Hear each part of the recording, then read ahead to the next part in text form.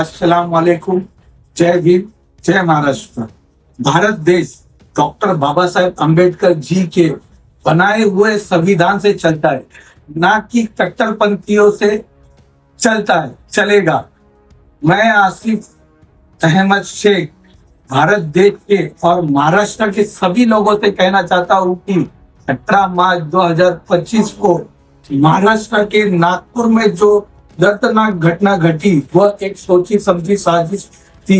इस दर्दनाक हमले के पीछे सिर्फ और सिर्फ बीजेपी के मंत्री, महाराष्ट्र के मंत्री नितेश नारायण राव राणे के भड़काऊ भाषण का नतीजा है, जो देश की एकता के लिए खतरा है। महाराष्ट्र राज्य एक ऐसा राज्य है जो भाईचारा और एकता के नाम से प्रसिद्ध है।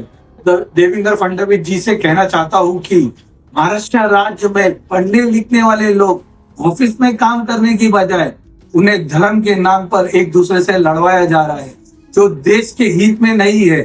मंत्री नितेश राणे भाषण देकर एसी में बैठकर ठंडी हवा खा रहे हैं और महाराष्ट्र का युवा जो देश के भविष्य है वो धर्म के नाम पर आपस में लड़ रहे हैं। मैं देवेंद्र फडणवीस साहब से कहना चाहता हूँ कि नागपुर की हिंसा में मुस्लिम समाज की कलमे की चादर की भी बेअदबी की गई है।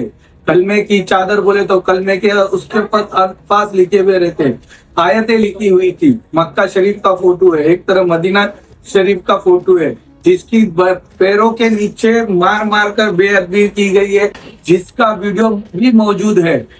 हम आपसे विनती करना चाहते हैं कि जो भी लोग इस घटना में शामिल है, बीएचपी के लोग, विश्व हिंदू परिषद के लोग, बीजेपी के लोग, बजरंग दल के लोग, आरएसएस के लोग और साथ ही साथ नितेश राणे के भी लोग उसमें शामिल है और भड़काऊ भाषण जो नितेश राणे ने दिया है, इन सभी लोगों पर उसको कार्रवाई की जाए। ये हमारी आपसे ये भी मांग है, वरना हम इस बेअदबी के खातिर हम आंदोलन करने के लिए भी तैयार है।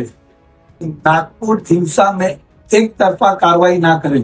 जो लोग हिंसा के जिम्मेदार है, चाहे वो कोई भी धर्म के हो, उन पर कठोर से कठोर कार्रवाई होनी चाहिए।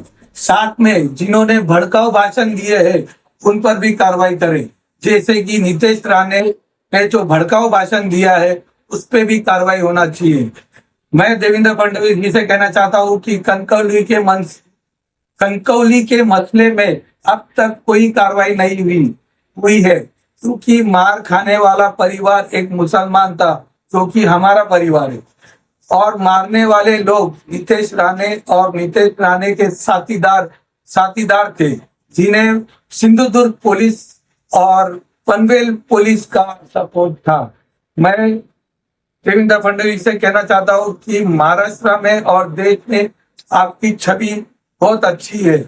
आपसे मैं न्याय मांगता हूँ कि आप नितेश राणे की सदन से हकालपट्टी करे, मंत्री पद से हकालपट्टी करे, उसके ऊपर कार्रवाई करे। सलमान देश में शांति चाहता है, अमन चाहता है, लेकिन नितेश राणे के बयानबाजी से मुसलमान आहत हो रहा है।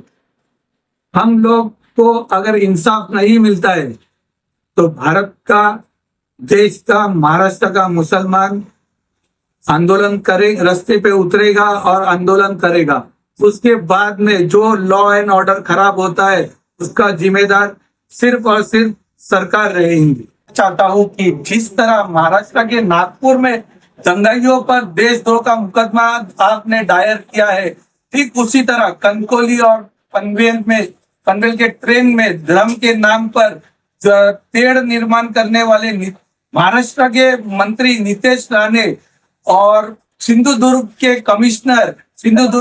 एडिशनल कमिश्नर, कनकौली पुलिस स्टेशन और पनवेल पुलिस स्टेशन के सीनियर पीएसआई पर भी देशद्रोह का मुकदमा दायर किया जाए। ये हमारी मांग है। अगर आप दायर नहीं करते हैं तो आने वाले दिनों में हम आंदोलन करेंगे, रास्ते पे उतरेंगे, आंदोलन करेंगे और आपके बंगले के सामने मैं और मेरा परिवार अपने आप को जला के खाक कर देगा न्याय के लिए।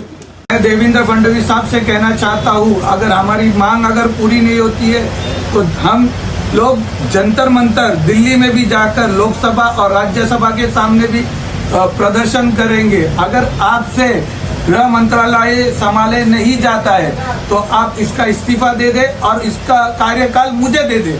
मैं आपको बताता हूँ कि गृह मंत्रालय किस तरह संभाला जाता है और किस तरह आरोपियों पर कार्रवाई की जाती है।